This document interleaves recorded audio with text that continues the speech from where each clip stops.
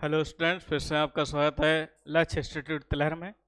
आइए फिर से कल के आगे जो भी एक टॉपिक बचा था उसमें अच्छी स्थिति हो गई थी वैद्युत विभव के लिए। अब क्या होगी? निरक्षीय स्थिति। ठीक है, निरक्षीय स्थिति क्या होती है? मान लिया हमने एक वैद्युत द्विध्रुव लिया। ठीक, इसे हम कहते हैं ए और इसे हम कहते हैं बी। ये किससे मिलकर बना हुआ होता है? ये माइनस क्यू और प्लस क्यू आवेशों से मिलकर बना होता है। इसकी निरक्षीय स्थिति कहाँ पर होती है? मान लिया हमने ये द्विध्रुव है हमारे पास, ये माइनस क्यू है, ये प्लस क्यू है। इसकी अच्छी स्थिति तो हमने कल ये बताई थी, लेकिन निरक्षीय कहाँ हो गई? ऊपर, नीचे, आगे या पीछे, ये निरक्षीय स्थिति होती है। ठीक, तो इसके मध्य बिंदु से हमने आपको बताया था कल ही, ए की दूरी क्या होती है? एल, और इसकी यहाँ से दूरी भी क्या होती है? एल। इसके मध्य बिंदु ओ से निरक्षीय स्थिति में हमने ऊपर की ओर मान लिया कोई बिंदु P है, जहां हमें परिणामी वैद्युत विभव ज्ञात करना है। उसमें हमने क्या बताया था? वैद्युत क्षेत्र की तीव्रता ज्ञात करनी थी। इसमें क्या है? वैद्युत विभव ज्ञात करना है। अच्छा, एक चीज और, इसमें ये तीर ना मानो, इसी बिंदु पर हमें क्या करना है? V का मान ज्ञात करना है। ठीक है, ये P मान लिया हमने। अच्छा, हमने क्या किया? इस P को बिंदु B से मिलाया और इसी P को बिंदु A से मिलाया। दिशा हम केवल उसमें बताते हैं जो सदिश राशि होती है, लेकिन विभव कैसी है? ये अदिश राशि है। तो जब ये दूरी r है तो ये हमारे पास लंब और ये है हमारे पास आधार, तो कर्ण क्या हो जाता है? लंब का स्क्वायर प्लस आधार का स्क्वायर का अंडर रूट। ये आपने पढ़ रखा है पाइथागोरस प्रमेय में, लंब का स्क्वायर प्लस आधार का स्क्वायर अंडर रूट। अब हम क्या करेंगे? देखिए, आपने कल ही फार्मूला पढ़ा है, v बराबर 1/4πε0 q अपॉन में r। लेकिन E के लिए हमने क्या बताया था? E के लिए बताया था 1/4πε0 q अपॉन में r स्क्वायर। लेकिन इसकी अच्छी स्थिति हमने कल क्या बताई थी? इसकी अच्छी स्थिति जो हमने बताई थी वो क्या बताई थी? 1/4πε0 p अपॉन में r स्क्वायर। और इसकी अच्छी स्थिति हमने कल बताई, मतलब पिछले चैप्टर में बताई थी। क्या बताई थी? 1/4πε0 2p अपॉन में r क्यूब। ठीक, बस ये है, ये सदिश राशि, ये अदिश राशि। आइए अब हम इसकी निरक्षीय स्थिति निकालते हैं।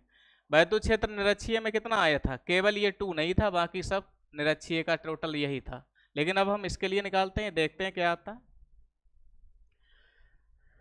तो इसमें हम फिर से वही बातें लिखेंगे। क्या लिखेंगे? माना एक द्विध्रुव AB है, माना एक द्विध्रुव AB कहाँ स्थित हमने मान लिया? निर्वात में स्थित मान लिया। निर्वात में स्थित है, जिसके मध्य बिंदु O से, मध्य बिंदु O से किस स्थिति में? निरक्षीय स्थिति। निरक्षीय स्थिति में r दूरी पर स्थित बिंदु P पर वैद्युत विभव ज्ञात करना है। ठीक, वैद्युत विभव ज्ञात करना है। तब हम क्या करेंगे? तब प्लस क्यू के कारण, प्लस क्यू के कारण अगर हम देखेंगे तो हम क्या मानेंगे? V1 मानेंगे। 1/4πε0 प्लस क्यू है तो प्लस का ही क्यू लेंगे, और जो r होता है, जो दूरी होती है, वो कौन सी दूरी लेंगे? प्लस क्यू कहाँ पर है? ये। और कहाँ पर निकालना है? P पर, तो B से लेकर P तक की दूरी लेंगे, तो ये हो जाएगा BP। और BP की जो वैल्यू होती है, होती क्या दिखाई दे रही? क्या है? r² प्लस l स्क्वायर का अंडर रूट। तो हमारे पास यहाँ पर आ जाएगी वैल्यू V1 बराबर में 1/4πε0 क्यू बटे में r² plus l square under root. समीकरण हो गई 1। इसी प्रकार हम निकालेंगे माइनस क्यू के कारण, माइनस क्यू के कारण बिंदु P पर वैद्युत विभव। तो माइनस क्यू के कारण हम क्या मान ले रहे हैं? V2। V2 क्या हो जाएगा? 1/4πε0। माइनस क्यू है तो यहाँ पर माइनस क्यू लगाओ, क्योंकि अदिश राशि है। कौन सी दूरी? माइनस क्यू से P तक की दूरी, यानी कि AP। AP की वैल्यू जो हमारे पास है वो कितनी है, r² L² √। तो यहाँ से हम B2 is equal to 1/4πε0 minus q upon में r²L² ठीक। ये हो गई इक्वेशन नंबर 2। अब हम क्या करेंगे, अब हम बिंदु P पर परिणामी विभव निकालेंगे। बिंदु P पर परिणामी विभव, परिणामी विभव जो होता है वो क्या हो जाएगा, V1 + V2। अदिश राशि है, डायरेक्ट जुड़ेंगे फ्रॉम इक्वेशन 1 एंड 2। हम क्या करें, समीकरण 1 व 2 से। तो यहाँ हो जाएगा 1/4πε0 Q अपॉन में r² + L² √। यहाँ पर बीच में प्लस है, प्लस मानेंगे अभी। 1/4πε0 माइनस Q अपॉन में r² L² √। अब ये देखिए, ये प्लस का है, ये माइनस का है, तो ये प्लस माइनस से टकराकर क्या हो जाएगा, ये हो जाएगा माइनस 1/4πε0 Q अपॉन में r² L² √। अब हमारे पास क्या बचा, हमारे पास बचेगा यहाँ पर देखिए, ये प्लस का है, ये माइनस का है, तो निरक्षीय स्थिति में वैद्युत विभव का मान हमेशा क्या रहता है, 0 रहता है। ठीक, निरक्षीय स्थिति में वैद्युत विभव हमेशा 0। चलिए अगला टॉपिक कराते हैं।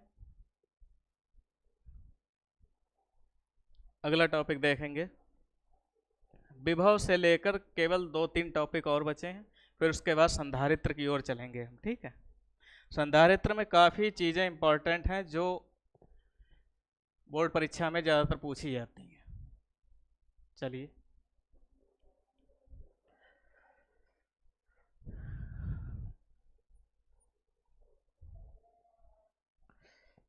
हेडिंग डालेंगे, सम विभव पृष्ठ। सम विभव पृष्ठ क्या होता है, ध्यान समझिए। जैसे हमारे पास ये पूरा पृष्ठ लोहे का है या कोई चालक है, अभी तो ये लकड़ी है तो इसमें कोई चालकता नहीं होगी।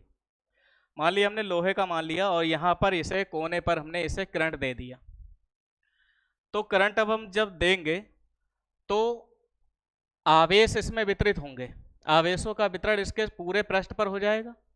जब पूरे पृष्ठ पर आवेशों का वितरण हो जाएगा तो यानी कि इसके प्रत्येक बिंदु पर विभव एक समान हो जाएगा। आप चाहे यहाँ पर छुएं तब भी उतना ही करंट मिलेगा, यहाँ पर छुएं तब भी आप उतना ही करंट लेंगे। ठीक, तो ऐसा पृष्ठ जिसके प्रत्येक बिंदु पर विभव एक समान होता है क्या कहलाता है, समविभव पृष्ठ कहलाता है। ठीक, क्या है, बहुत सरल सी बात है, क्या है, ऐसा पृष्ठ जिसके प्रत्येक बिंदु पर विभव एक समान होता है, समविभव पृष्ठ कहलाता है, समविभव पृष्ठ कहलाता है। इसमें एक चीज और, अगर हम आपसे कहें समविभव पृष्ठ में एक आवेश को आप दूसरे बिंदु तक ले जाएं, यानी एक बिंदु से दूसरे बिंदु तक ले जाएं, तब आपको यह बताइए कितना कार्य करना पड़ा। तो कार्य यहाँ पर याद रखना 0 करना पड़ा। क्यों, क्योंकि विभव प्रत्येक स्थान पर एक समान है। आपने पढ़ा होगा V1 - V2 W अपॉन में Q। यहाँ पर आपको पता है विभव जो है एक समान है, V1 हो चाहे V2 हो, ये क्या है, एक समान है। तो यहाँ पर जब ये V - V बराबर W अपॉन में Q हो जाएगा तो इससे ये हो जाएगा 0 W मतलब कि Q, और W बराबर क्या हो जाएगा, 0। ये इसमें एक खास बात और है, क्या है, इस पृष्ठ में किसी आवेश को एक बिंदु से दूसरे बिंदु तक ले जाने में कोई कार्य नहीं करना होता है। ठीक, चूंकि V1 minus V2 is equal to W upon में Q। V1 क्या हो जाएगा, V2 के बराबर हो जाएगा चाहे किसी भी बिंदु पर हो, तो ये हमारे पास W की वैल्यू क्या आ जाएगी, 0। ये हो गया समविभव पृष्ठ। चलिए अगला पॉइंट हम देखते हैं।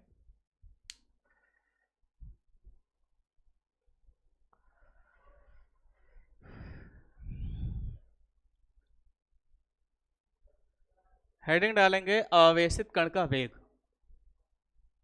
ठीक, वेलोसिटी ऑफ चार्ज्ड पार्टिकल्स, आवेशित कण का वेग। तो जब किसी चालक में आवेश प्रवाहित होते हैं, आवेश गति करते हैं, तो आवेशों के कारण जो उसमें गतिज ऊर्जा होती है, या गतिज ऊर्जा या कोई भी ऊर्जा मानो, वो क्या होती है, आवेश गुणा विभव। आवेश Q और गुणा में विभव V, अर्थात K बराबर क्या हो जाएगा, Q इंटू V। समीकरण क्या हो गई, 1।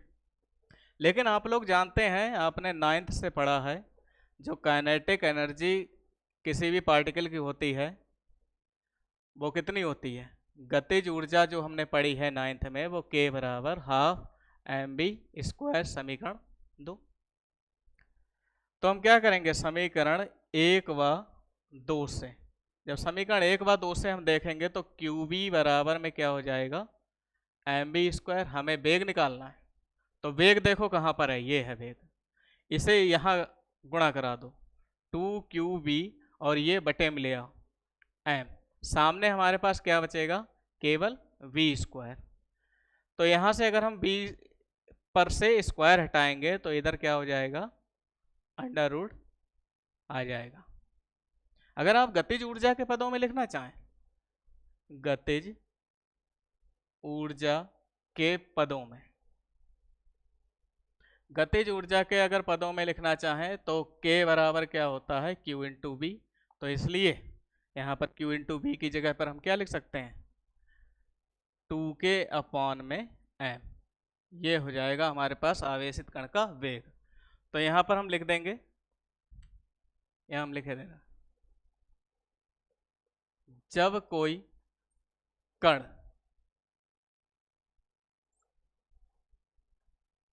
किसी वेग से, किसी वेग v से चालक में गतिमान होता है, गतिमान होता है, तब गतिज ऊर्जा, तब जो ऊर्जा हो जाएगी वो K बराबर क्या हो जाएगी, ये। तब ये डेरिवेशन हो जाएगा आपका। यही हमारे पास जो है आवेशित कण के वेग का व्यंजक है, चाहे आप ये ले लेना चाहे ये ले लेना, बात एक ही। ठीक, ये यहां से भी आ सकता है। चलिए अगली हेडिंग, अगली हेडिंग क्या हो जाएगी, स्थिर वैद्युत स्थितिज ऊर्जा, इलेक्ट्रोस्टैटिक पोटेंशियल एनर्जी क्या हो जाएगी,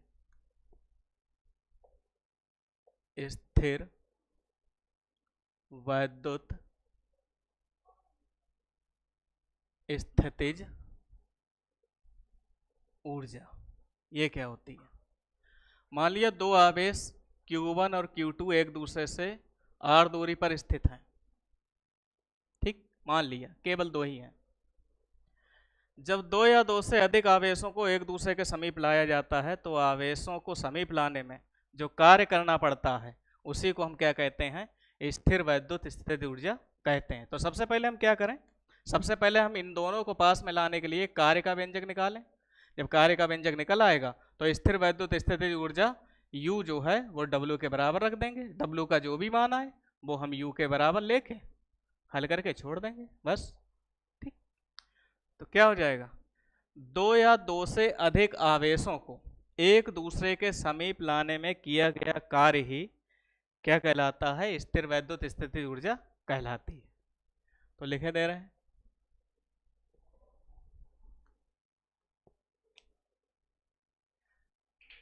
दो या दो से अधिक आवेशों को एक दूसरे के समीप लाने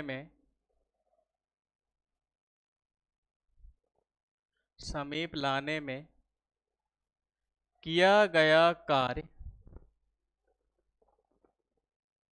ही ऊर्जा के रूप में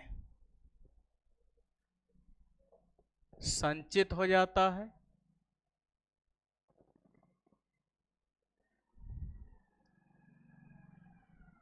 इस ऊर्जा को ही स्थिर वैद्युत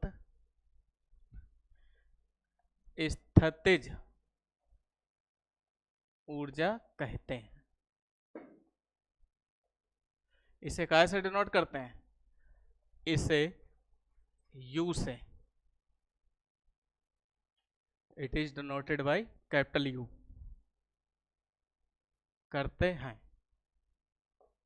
ठीक, मान लिया हमने, माना Q1 व Q2 आवेश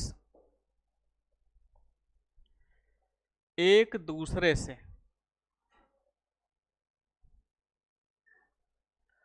R दूरी पर है। कितनी दूरी पर? R दूरी पर हैं। तब Q1 द्वारा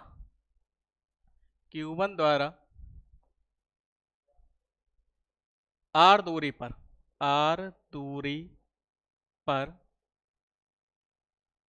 उत्पन्न वैद्युत विभव के लिए हमने व्यंजक आपको बताया था, V बराबर 1/4 pi epsilon not Q upon में R। लेकिन हम किसके द्वारा देख रहे हैं? Q1 द्वारा। तो यहां हो जाएगा Q1, समीकरण आप मानेंगे 1। परंतु Q2 को Q1 के समीप लाने में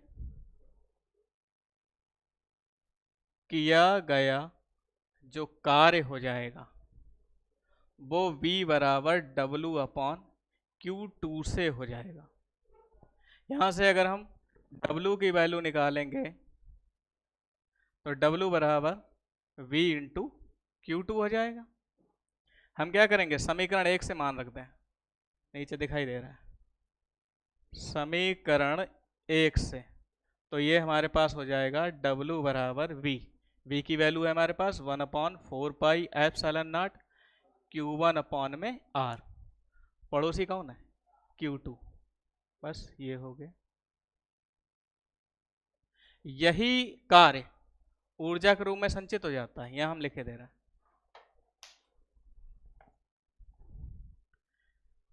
यही कार्य स्थिर वैद्युत स्थितिज ऊर्जा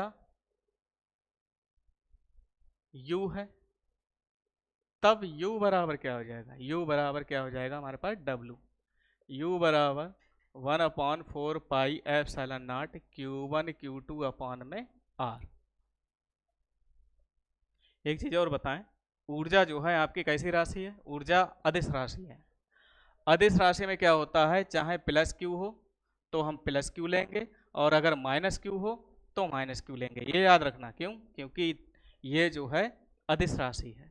अगर ये सदिश राशि होती तो प्लस क्यू का भी प्लस क्यू लेते, माइनस क्यू का भी प्लस क्यू लेते। ठीक है, तो ये हमारे पास इतना हो गया। अब इसके अकॉर्डिंग हम जो है एक एग्जाम्पल लिए लेते हैं, वो आप समझिए बड़े गौर से। पहले आप इतना उतार लें, इसका एग्जाम्पल देखिए सबसे पहले।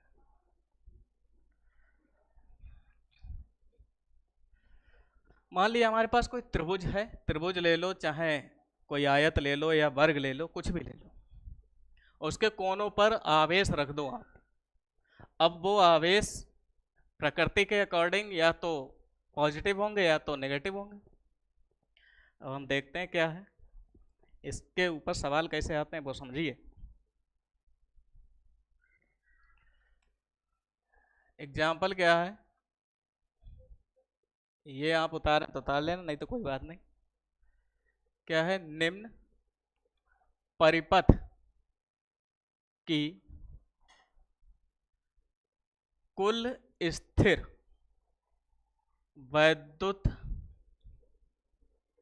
स्थितिज ऊर्जा ज्ञात कीजिए। परिपथ क्या है, परिपथ ये है, ये हमने परिपथ बना दिया। यहाँ पर हमने मान लिया, यहाँ पर मान लिया माइनस क्यू, यहाँ पर मान लिया Q2, यहाँ पर मान लिया Q3। ये केवल माइनस क्यू माना है। अच्छा एक काम करो, ये माइनस क्यू मान लो, चाहे कुछ भी करो। ये जो डिस्टेंस है इसे हम मान लें A, इसे मान लें B, इसे मान लें C। ये डिस्टेंस R1, ये R2 और ये R3। या एक काम करो, RAB मान लो और RBC मान लो या RCA मान लो, ठीक, कुछ भी मान लो। अब हमें इसके मध्य बिंदु O पर कुल स्थिर वैद्युत स्थितिज ऊर्जा ज्ञात करनी है। इसके लिए जो फार्मूला हो जाएगा U बराबर U1 plus U2 plus U3। ये इसके जो है भुजाओं पर निर्भर करता है। अगर 4 भुजाएं होती तो हम U4 तक ले जाते, 5 भुजाएं होती U5 तक ले जाते, 6 होते 6 तक। अब U का फार्मूला क्या होता है, U का फार्मूला अभी हमने बताया था 1/4 pi epsilon not Q1 Q2 upon में R। अब U1 के लिए अगर हम देखेंगे, U1 के लिए हम यहाँ से AB की दूरी देखें, ठीक, ये तो U1 में Q1 क्या हो जाएगा, प्लस का Q, ये क्या हो जाएगा माइनस का Q। तो ये हम माइनस Q लिखे देते हैं और दूरी जो हो जाएगी वो क्या हो जाएगी RAB। इसमें भी 1/4 पाई एप्सिलॉन नॉट रहेगा, तो क्यों ना ये हम पहले से ही निकाल दें। Q2 क्या हो जाएगा, Q2 ये है और Q3 ये है, दूरी क्या हो जाएगी RBC प्लस फिर इसके और इसके बीच की दूरी क्या हो जाएगी Q3 इंटू QA और बटे में RCA। अब इसके अकॉर्डिंग जो है आप सवाल निकाल सकते हैं। अब यहाँ पर Q1 Q2 और Q3 के मान दिए रखे होंगे और इन डिस्टेंस की जो है वैल्यू भी दी रखी होगी, हल करके लिख देना, ठीक है। चलिए ये भी टॉपिक खत्म। अब एक टॉपिक बचा है इसमें, बिल्कुल लास्ट टॉपिक है, विभव के ऊपर लास्ट टॉपिक है, फिर उसके बाद संधारित्र शुरू होगा, ठीक है। तो विभव में क्या है, एक समान वैद्युत क्षेत्र में, एक समान वैद्युत क्षेत्र में द्विध्रुव को घुमाने में किया गया कार्य। ये डेरिवेशन बहुत ध्यान समझना, बहुत धीरे धीरे कराएंगे, ठीक। ये एक समान वैद्युत क्षेत्र E है और इसमें एक द्विध्रुव लिया हमने, द्विध्रुव ये मान लिया, इसे हमने थीटा कोण पर ऐसे झुका कर रख दिया, ठीक, ऐसे करके। अब ये हम बना के दिखाते हैं, देखिए यहाँ पर हमने इसे थीटा कोण पर झुका कर रख दिया। ये क्या है, बिंदु A होता है और ये बिंदु क्या होता है, ये B होता है, ठीक। यहाँ पर क्या होता है, यहाँ पर माइनस Q होता है और यहाँ पर क्या होता है आपको पता है प्लस Q होता है। इसके मध्य बिंदु O से यहाँ की दूरी L होती है, यहाँ से यहाँ की दूरी L होती है, तो टोटल दूरी क्या हो जाती है 2L। और इसे हमने जब थीटा यहाँ माना है, अगर हम बिंदु B से एक लंब रेखा डालें और इस यहाँ से एक डालें तो ये बिंदु हम क्या मानते हैं C। अब हमारे पास B और C का मान नहीं है, A और C का मान नहीं है। ये दूरी निकालने के लिए हम क्या करेंगे, अब पहले समझिए, यहाँ पर प्लस Q होगा तभी तो वैद्युत बल रेखाएं उधर की ओर जा रही हैं। अब ये प्लस क्यू इस वाले माइनस क्यू से क्या कहेगा, तुम हमारे समीप चले आओ, और ये प्लस क्यू इस वाले क्यू से क्या कहेगा, तुम हमसे दूर चले जाओ। क्यों? क्योंकि प्लस प्लस के बीच हमेशा लड़ाई रहती है और प्लस और माइनस के बीच में हमेशा आकर्षण वाला मामला होता है। ठीक, तो हम क्या करेंगे यहां पर, जब ये इस पर बल लगाएगा कहाँ की ओर, बाहर की ओर, और इस पर बल लगाएगा कहाँ की ओर, अपनी ओर, ये। ठीक, अब जब ये इधर को धक्का देगा, ये इधर को धक्का देगा, तो ये ऐसे करके ऐसे रोटेट करने लगता है। जब ये रोटेट करेगा तो इसी को कहेंगे हम बलयुग्म आघूर्ण। ये हमने आपको पहले चैप्टर में बता रखा है। ठीक, बलयुग्म आघूर्ण। तो हम क्या करेंगे, चित्र से अगर हम साइन थीटा लेते हैं तो साइन थीटा बराबर क्या होता है, लंब बटा कर्ण। लंब क्या है हमारे पास, लंब है हमारे पास BC, और कर्ण क्या है, AB। BC की वैल्यू हमें पता नहीं, लेकिन A से लेकर B तक की वैल्यू हमें क्या पता है, 2L। तो यहां से अगर हम BC की वैल्यू निकालेंगे तो इसकी गुणा इससे करा देंगे, तो ये क्या हो जाएगी, 2L साइन थीटा। ऐसे ही अगर आप कॉस थीटा लेते, कॉस थीटा फिलहाल जरूरी नहीं है, ये हमारे पास जो वैल्यू आ गई है वो क्या आ गई, 2L sine theta. Cos theta लेंगे तो ये क्या होता है, ये होता है आधार बटा कर्ण। आधार क्या हमारे पास AC, और कर्ण क्या हमारे पास AB। ये है AC और बटे में AB, AB की वैल्यू 2L, तो AC की वैल्यू क्या हो जाएगी, 2L cos थीटा। ये हमारा 2L cos थीटा आ गया। फिलहाल इसकी यहाँ पर हमें अभी ज़रूरत नहीं है, आप चाहें तो लिख लेना, नहीं तो कोई बात नहीं। ठीक है, इसकी ज़रूरत नहीं है। अब देखिए, अब इसका मान आना लिख दें, स्टार्ट।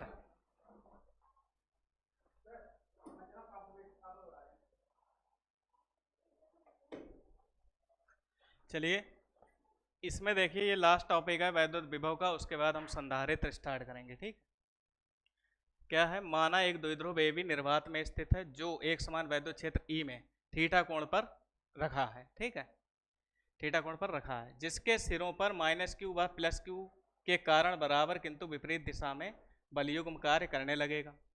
तब बलयुग्म आघूर्ण, ये हमने आपको चैप्टर नंबर 1 में बताया था। ठीक, अब क्या है, यदि द्विध्रुव केवल d थीटा कोण विस्थापित हो, तब किया गया आंशिक कार्य, क्या हो जाएगा, dw बराबर क्या हो जाएगा, बलयुग्म आघूर्ण और गुणा में विस्थापन। तो यहां से हम क्या करेंगे, समीकरण ये वाली है, इसी से मान रख देंगे। तो dw बराबर ये हो जाएगा PE साइन थीटा, और इनटू में क्या है हमारे पास, d थीटा। अब यदि संपूर्ण कार्य θ1 से θ2 तक किया जाए, तब हमारे पास क्या हो जाएगा। देखिए, संपूर्ण कार्य के लिए हम क्या करते हैं, W लगाते हैं, और W निकालने के लिए हम क्या करते हैं, dw का समाकलन कर देते हैं। कहां से कहां तक, θ1 से θ2 तक। अब हम dw का मान रखे देते हैं, ये वाला θ1 to θ2, और यहां पर PE sine theta into D theta. D किसके साथ है, केवल थीटा के साथ, तो थीटा वाले पद इसमें अंदर रहने देंगे और बाकी सबको हम बाहर फेंक देंगे। ठीक है, तो यहां पर W बराबर क्या हो जाएगा, PE θ1 माइनस मतलब से θ2 तक, और ये हो जाएगा sine theta into D theta. अब क्या होगा,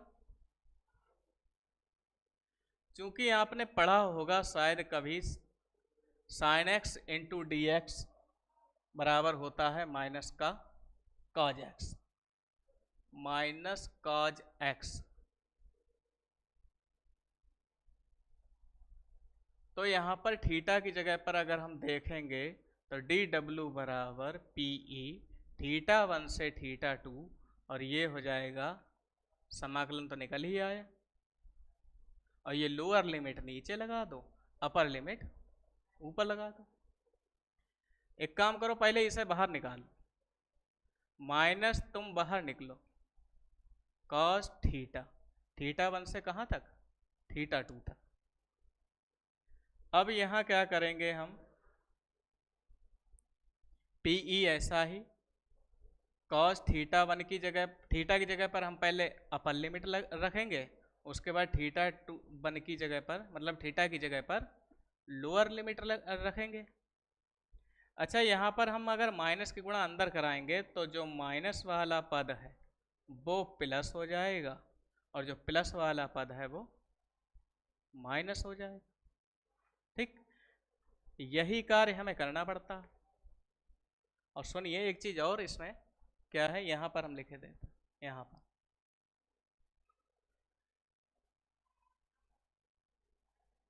यदि थीटा 1 कहां से शुरू करें, 0 तक, तथा थीटा 2 कहां तक ले जाएं, 90 तक। ये तो केस है ना, केस के लिए होता है, केस फर्स्ट टाइम मान लिया। आप दूसरा केस क्या है, 0 से कहां ले जाएं, 180 अंश तक। तीसरा केस क्या लिख सकते हो आप, कोई भी कोण लिख सकते हो। तब हमारे पास जो W की वैल्यू हो जाएगी, यहां पर देखिए आ जाएगा यहां पर, तो पी ई कॉस थीटा 1 की जगह पर 0 माइनस, ये चाहो तो आप थीटा लिख लो, कोई दिक्कत नहीं, आपकी जो इच्छा है। थीटा हम लिखे दे रहे हैं, 90 नहीं लिख रहे हैं, तो ये हो जाएगा थीटा। कॉस 0 की वैल्यू क्या होती है 1, तो यहाँ से W बराबर क्या हो जाएगा, P E 1 minus cos theta. ये हमारा टॉपिक जो है वैद्युत विभव वाला खत्म हुआ। ठीक है, इंपॉर्टेंट ये है, आप जो है याद कर लेना ऐसा। ठीक है, तो चलिए आज के लिए बस इतना ही, बाकी का नेक्स्ट वीडियो में हम संधारित्र के साथ जो है यहाँ पर रिप्रेजेंट होते हैं। तब तक के लिए थैंक यू।